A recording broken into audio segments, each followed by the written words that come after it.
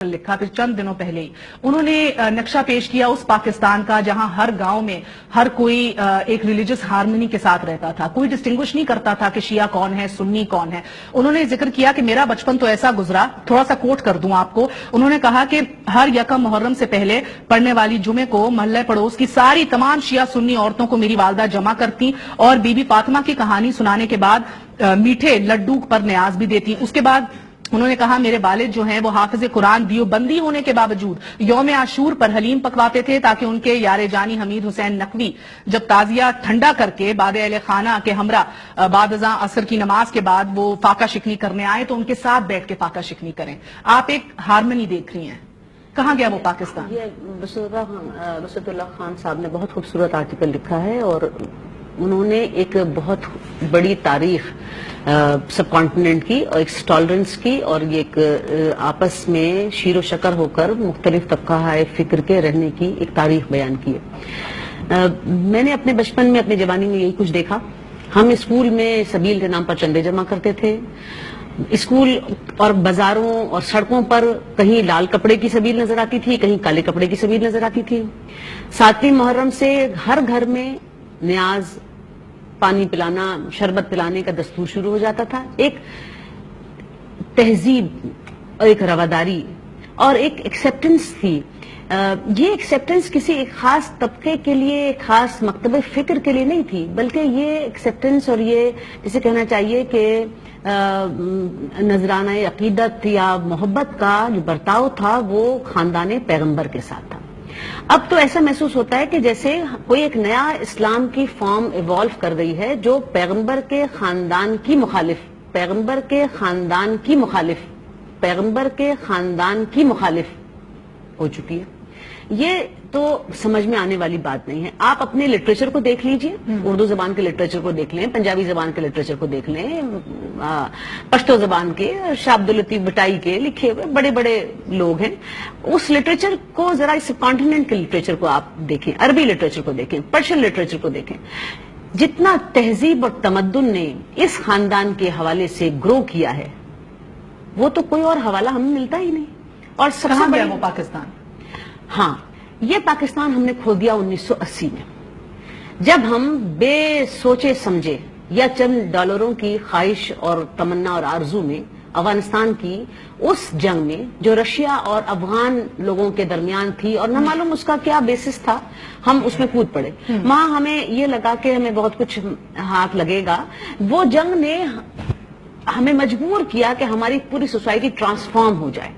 वो tolerant society जिसमें मोहब्बत थी और सब ने मिलकर इस मुल्क को बनाया था, जब ये बन रहा था मुल्क तो उस वक्त कहाँ था एक सेंटीमेंट के ये फलाना शिया है और फलाना सुन्नी है और फलाना देवबंदी है और फलाना बरेलवी है। वो सारे के सारे सेंटीमेंट खत्म हो गए। 1980 के बाद हमने ट्रांसफॉर्म होना शुरू किया और हमने नजरिए जरूरत के तहत हमने एक खास माइंडसेट को डेवलप किया। फिर हक्कानिया चेन बनी, फिर मौलाना फजल रहमान के मदरसों की चेन बनी और उसके बाद mother of all militancy Jamaat Islami मैदान के अंदर कूदी और थंडर स्क्वाड जैसी चीजें वजूद के अंदर आई। मुझे ये सब बातें कहते हुए लोग कहते हैं कि आप थोड़े से मोहतात रहें, लेकिन बहरहाल अब वक्त ही गुजर गया मोहतात रहने और न रहने का। जो सच है वो हर एक की जबान के ऊपर है। तो आपने वो कैनन फॉडर्स वहां पर तैयार करने शुरू किए, एक माइंडसेट अपने डेवलप किया। जब आप 30-40 साल तक एक माइंडसेट को डेवलप करेंगे तो आप क्या समझते हैं कि ऑल ऑफ ए सडन के वो बबूला है हवा का कि जो उड़ जाएगा, खत्म हो जाएगा।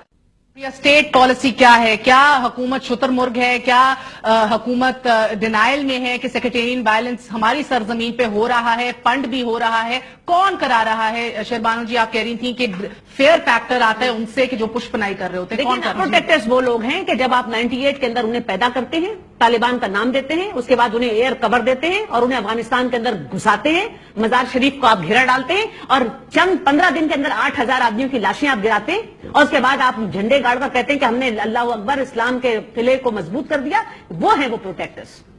और उसके बाद फिर आप वही फिनोमेना लेकर पाकिस्तान के अंदर आते हैं और फिर कहते हैं कि जहाद कश्मीर में कभी आप घुसा देते हैं, कभी आप सबाक से चलाते हैं ट्रक भर भर के और कराची के अंदर पहुंचा देते हैं और डेमोग्राफी को तब्दील करते हैं और उसके बाद फिर आप वहां पर छोटी छोटी नित नई स्प्लिंटर ग्रुप्स بناتے ہیں. تو آپ نے جو اشارہ کیا، اگر آپ بقول آپ کے کہ یہ ایجنسیوں کا کھیل تھا، تو شرمانو سے بی بی ایک تو یہ بتائیے گا آج بھی کیا یہ پش پنائی ادھر سے ہی آ رہی ہے؟ بھائی بلوچستان کے اندر آپ بلوچ لبریشن آرمی کے نام پر جو یہ اینٹی کھڑی ہوئی، اس کے بعد پھر اس نے بروہی اور بلوچیوں کو جو ڈیفرینشیٹ کر بروہیوں کو اس کام کے لیے لگا دیا. لا اینڈ آرڈر تو ان کا کام ہے نا.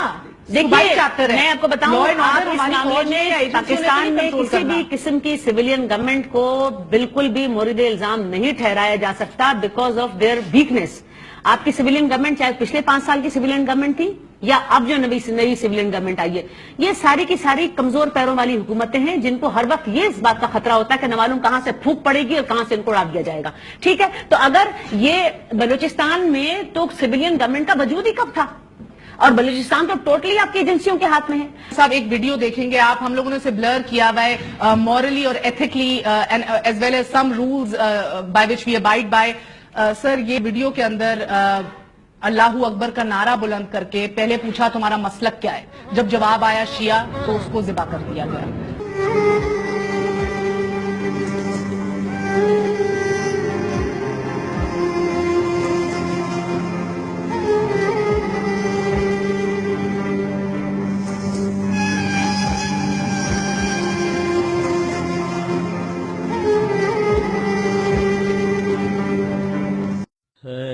شہیدوں کا لہو